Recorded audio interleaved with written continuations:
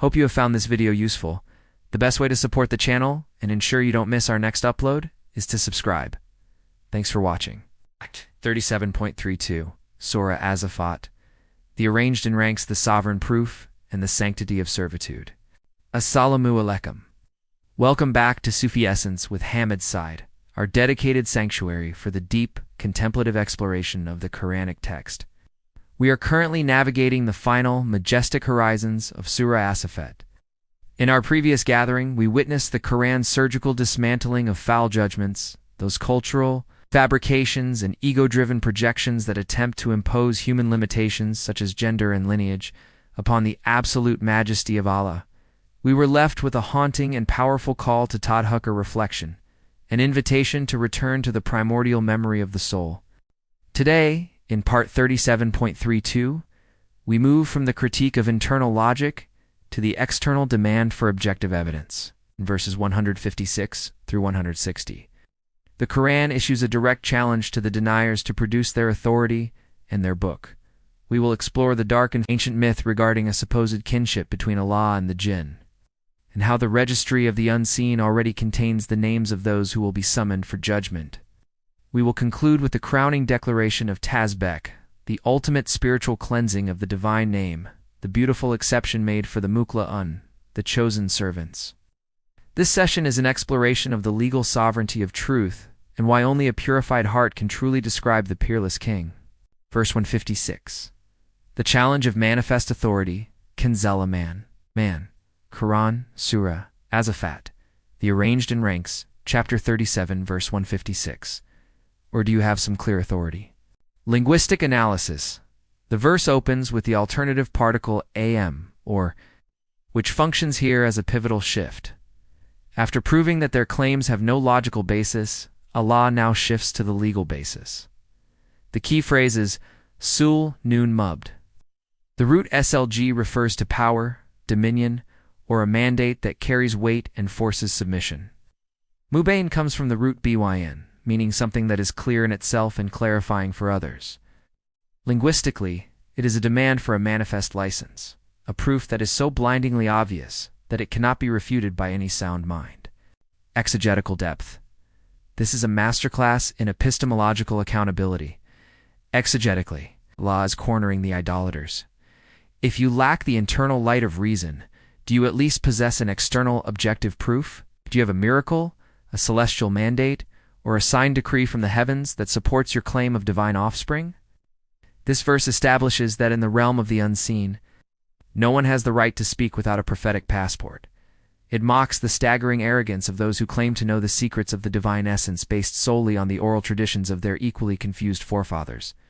Sufi spiritual interpretation. In the Sufi path, Sultan is interpreted as the authority of certainty yak.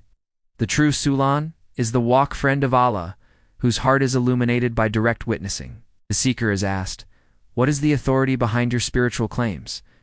If your spirituality is built on the authority of the ego or the authority of popular opinion, it is a house built on sand.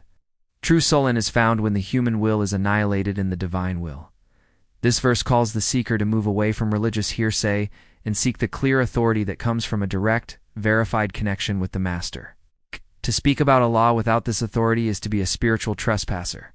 Historical, ethical insight. Ethically. This verse promotes the ethics of verified knowledge. It is a moral failure to present a whim as a religious fact. Historically, it was a direct challenge to the Quraysh leaders who relied on their social and ancestral prestige to justify their polytheism. It teaches us the ethics of intellectual responsibility, the requirement to provide a valid source for our beliefs. We are reminded that traditionalism is not a substitute for truth. Legal, jurisprudential insight. Jurisprudentially. This verse establishes the primacy of clear evidence in the divine legal system. Any claim regarding the unseen gabe requires a sultan, a definitive legal proof that is muben. This provides the legal grounds for rejecting any hidden knowledge or secret traditions that contradict the manifest revelation. It ensures that the Sharia remains an open, transparent system based on documented authority rather than mystical conjecture. Hikam, aphoristic interpretation. The king's decree needs no interpretation. It carries its own weight. If your faith lacks authority, it is merely a daydream. Seek the proof that silences the mind and wakes the soul. True power is not in the number of your followers, but in the clarity of your source. Verse 157, the summons to the sacred text, Kanz al-Aman, Quran, Surah As-Saffat, the arranged in ranks, chapter 37, verse 157. So bring your book if you are truthful. Linguistic analysis. The command fa to so bring, so produce, is a challenge of performance. It is a demand for a tangible manifestation of truth. The word kitbakam, your book, refers to a recorded revelation, a celestial ledger, or a scriptural document. The closing condition in kuntum didik, if you are truthful, is the ultimate test of character. Linguistically, it links truth with documentation. It implies that truth is not a fleeting thought. It is a permanent, consistent record. Exegetical depth. This follows the demand for authority. If you have authority, it must be recorded in a book, exegetically. This verse exposes the intellectual void of polytheism. Paganism and ego worship are almost always oral traditions of delusion, stories that change according to the needs of the storyteller. Truth, however, is a kit bit. It's fixed, unchangeable, and traceable. Allah is asking them to produce a single divine page that validates their myths. Since no such book exists, their claim to truthfulness is legally and spiritually liquidated. Sufi spiritual interpretation. The book is the ledger of the soul. Every human being is currently writing a book through their beliefs and intentions. The Sufi understands that on the day of resurrection, you will be told to read your book. If our internal book is a collection of cultural fabrications and ego projections, we will be found among the liars. To bring your book is to be asked for the documentation of your heart. This verse calls us to audit our inner records. Are we writing a book of Divine Oneness or a book of shirk association? Only those who align their life script with the Quran can stand as delict truthful when the celestial records are opened. Historical ethical insight. Ethically. This teaches the ethics of the written word. It warns against the danger of gossip-based faith. Historically, this challenge served to elevate the status of the Quran as the only verified kitbi in a landscape of myth. It teaches us to be people of the book in the deepest sense, individuals whose ethics are grounded and verified. Unchanging sacred texts rather than the shifting sands of modern trends. Legal jurisprudential insight. Jurisprudentially, this verse establishes the doctrine of the textual source anak. In Islamic law, the written word of the lawgiver is the supreme authority. This verse provides the legal basis for the necessity of ijtihad, reasoning. Being anchored in the kit pht to bring the book is the final evidentiary requirement in the court of divine jurisprudence. Hikam, aphoristic interpretation. The truth is not a secret whispered in the dark. It is a decree written in the light. If you cannot produce the book of your belief is a ghost. Write your life with the ink of sincerity, but the king is the ultimate reader. Verse 158, the dismantling of the Jinn kinship myth, Kanz al-Aman. Quran Surah As-Saffat, the arranged in ranks, chapter 37, verse 158. And they have appointed a kinship between him and the Jinn. And indeed the Jinn know that they will surely be brought before him. Linguistic analysis. The verb ya'ar, they have appointed, manufactured, signifies a human fabrication. The word nasaban is a powerful term referring to blood lineage or genetic kinship. The second half of the verse shifts to the perspective of the Jinn. Walakata limit, all Jinn, and indeed the Jinn know. The word mu, arin, brought, summoned, comes from yuar, referring to being forcibly presented for a judicial hearing. Linguistically, it denotes a state of captivity to justice. Exegetical depth.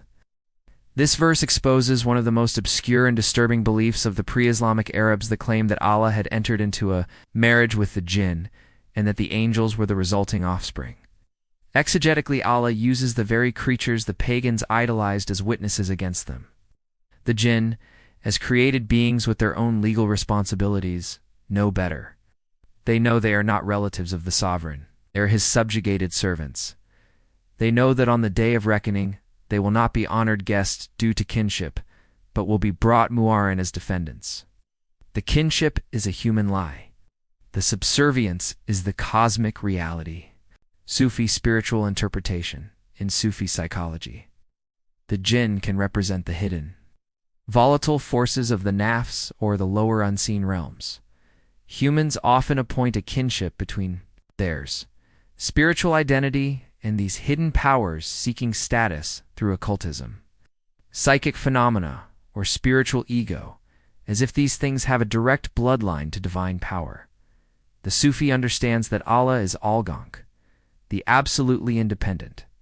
Nothing in creation, not even the highest archangel, or the most powerful jinn has a kinship with him. Everything is an Abid servant. This verse warns the seeker, do not mistake your spiritual experiences for divine kinship. You are not a partner of the divine, you are a witness of the divine. The jinn know their place. The human ego is the only thing that forgets. Historical ethical insight, ethically. This verse rebukes the arrogance of proximity. The Makkans thought they could bribe or influence Allah because of this supposed lineage. Historically, it addresses specific tribal myths of Banu Salama. It teaches us the ethics of absolute equality before the law. Neither race, nor hidden power, nor spiritual lineage provides a family discount in the eyes of Allah. We are all brought to the same scale. Legal jurisprudential insight. Jurisprudentially. This verse clarifies the legal status of the unseen creation. The jinn are established as Mukhlaṣīn, legally accountable beings, subject to the summons I. This provides the legal basis for the universal jurisdiction of Allah's law over all sentient life, human or otherwise. It legally dismantles the concept of intercessory lineage, the idea that one can bypass the law through family connections. Hikam, aphoristic interpretation. The king has no family, only a kingdom. Do not seek the shadow to find the sun. Even the jinn are trembling in the presence. Your only relation to Allah is the depth of your servitude. Know that you are brought, and you will learn to walk with humility. Verse 159, the majestic act of Tanz. Purification, Kanzel Aman, Quran, Surah As-Saffat, the arranged in ranks. Chapter 37, verse 159. Purity is to Allah from the things they describe. Linguistic analysis. The verse is a definitive, world-shaking declaration. Sub-na all, the root SBG, conveys the image of something floating high or swimming away from any impurity or sinking defect. The phrase ya ifin, from what they describe, refers to the entire list of foul judgments, sons, daughters, and kinships mentioned throughout the surah. Linguistically, this is a divine reset button.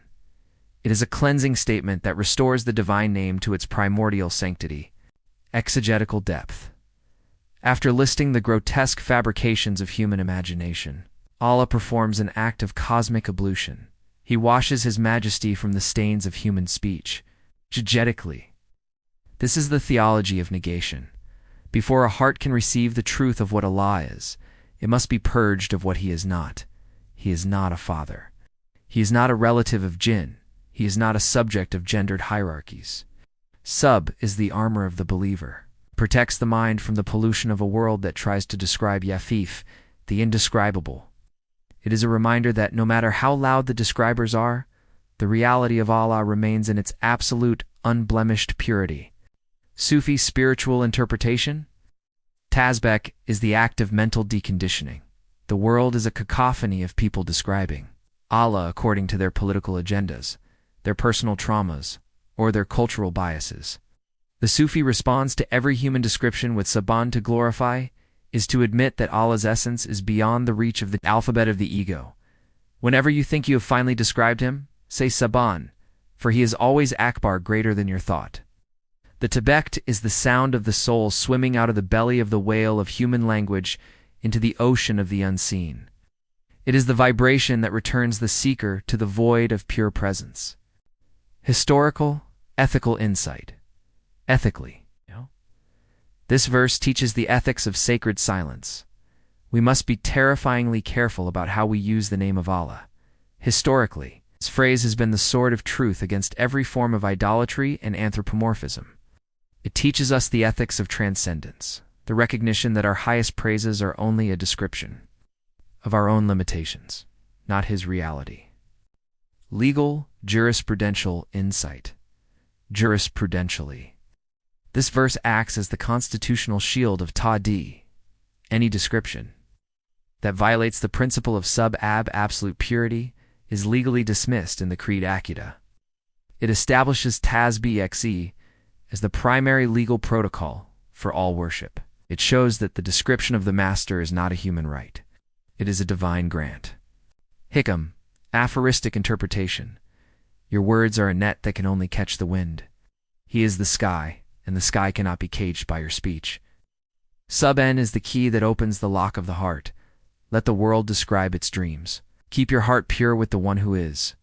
Verse 1060.